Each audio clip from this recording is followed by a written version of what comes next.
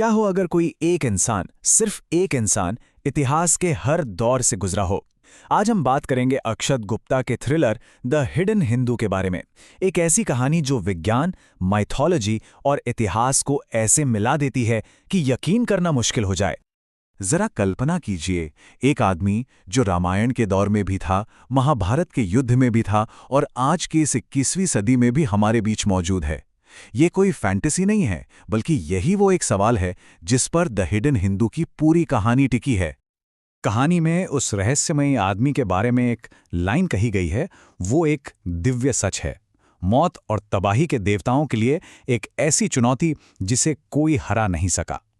ये एक लाइन ही इस कहानी के स्केल और इसके रहस्य की गहराई बताने के लिए काफी है। तो कहानी की शुरुआत होती है अंटार्कटिका के रॉस आइलैंड पर बने एक top secret high tech research centre से। यहां राख में लिपटा एक बेहोश आदमी लाया जाता है जिसकी पहचान किसी को नहीं मालूम। साल है 2020, चारों तरफ मॉडर्न टेक्नोलॉजी है, लेकिन ये कैदी ये बिल्कुल अलग है। उसके पुराने ढंग के कपड़े, उसका शांत स्वभाव सब कुछ जांच करने वालों को हैरान कर देता है। और अब पूछताछ का दौर शुरू होता है। देश के बेस्ट माइंड्स लेटेस्ट टेक्नोलॉजी का इस्तेमाल करते हैं, लेकिन बहुत जल्द उन्हें एहसास हो जाता है कि उनका सामना किसी आम इंसान से नहीं, बल्कि एक ऐसी पहेली से है जिसे सुलझाना नामुमकिन सा लग रहा है।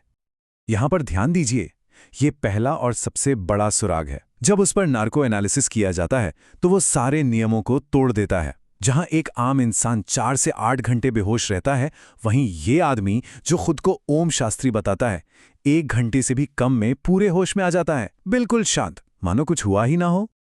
पूछताछ के दौरान एक शब्द निकलकर आता है, अघोरी। पर इसका मतलब क्या है? आखिर एक अघोरी का इस हाईटेक फैसिलिटी में क्या काम? यही वो शब्द है जो ओम की पहचान और उसकी शक्तियों का राज खोलने वाला है। तो अघोरी हिंदू साधुओं का एक पंथ है जो डर पर काबू पाने के लिए जाने जाते हैं।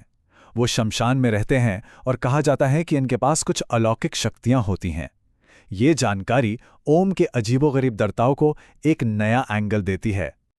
जब ओम शास्त्री को हिप्नोटाइज किया जाता है तो उसके दिमाग की परतें एक एक करके खुलने लगती हैं, और जो सच सामने आता है वो किसी के भी होश उड़ाने के लिए काफी है। वो अपने पिछले जन्मों की बात नहीं करता, बल्कि अपने कभी न खत्म होने वाले जीवन के अलग अलग पड़ावों की बात करता है। वो दावा करता है कि वो रामायण काल में वैद्य सुषेण था, महाभारत के समय में महात्मा विदुर था, सम्राट चंद्रगुप्त मौर्य का सलाहकार विष्णुगुप्त था, और तो और 18वीं सदी का सिख कमांडर बंदा बहादुर भी वही था। ये एक ऐसी टाइमलाइन है जो हजारों सालों में फैली है, और ये मानव इतिहास की समझ को ही चुनौती देती है। अब जांच करने वाली टीम का काम शुरू होता है। क्या ये सब मनगढ़ंत कहानी है या इसमें कोई सच्चाई है? उन्हें इन अविश्वसनीय दावों को वेरीफाई करना है, तो वो इतिहास और माइथोलॉजी के पन्ने पलटना शुरू करते हैं। और यहीं पर कुछ हैरान करने वाला होता है।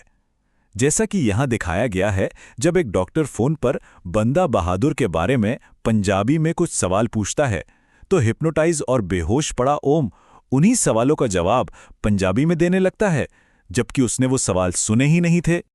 ओम की कहानी इतनी लंबी और विशाल है कि उसे समझने के लिए मॉडर्न साइंस कम पड़ जाता है। इसलिए टीम को प्राचीन हिंदू ब्रह्मांड विज्ञान यानी कॉस्मोलॉजी का सहारा लेना पड़ता है। और यहां एंट्री होती है युगों की। हिंदू माइथोलॉजी के हिसाब से समय को 4 युगों में बांटा गया है: सत्ययुग, त्रेता युग, द्वापर युग और हमारा आज का युग यानी कलयुग। लाखों सालों की यह कॉस्मिक टाइमलाइन ओम की हजारों साल पुरानी यादों को समझने का एक फ्रेमवर्क देती है।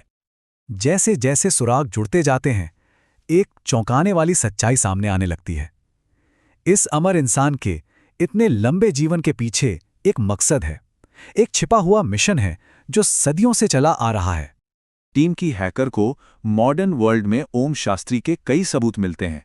पूरे भारत में उसकी कई सरकारी पहचान है, बैंक अकाउंट्स हैं, पासपोर्ट हैं, और सबसे अजीब बात, रिकॉर्ड्स के मुताबिक वो कई बार खुद का ही पिता और फिर बेटा बन चुका है ताकि सिस्टम में बना रहे। तो आखिर उसका मिशन क्या है? वो सदियों से क्यों जी रहा है? जवाब सुनकर शायद यकीन न हो, वो एक और अमर इंसान को ढूंढ रहा है। और यह है कहानी का सबसे बड़ा खुलासा। वो जिस शख्स को ढूंढ रहा है वो है सुभाष चंद्र बोस। जी हां, और ओम का मानना है कि सुभाष चंद्र बोस असल में महाभारत के श्रापित योद्धा अमर अश्वत्थामा है।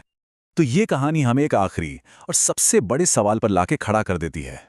अगर ओम की ये बातें सच हैं, तो वो हजारों सालों से इंसानियत के कौन से राज अपने सीने में दफन किए हुए हैं? और क्या होगा अगर वो अपनी तलाश में कामयाब हो गया?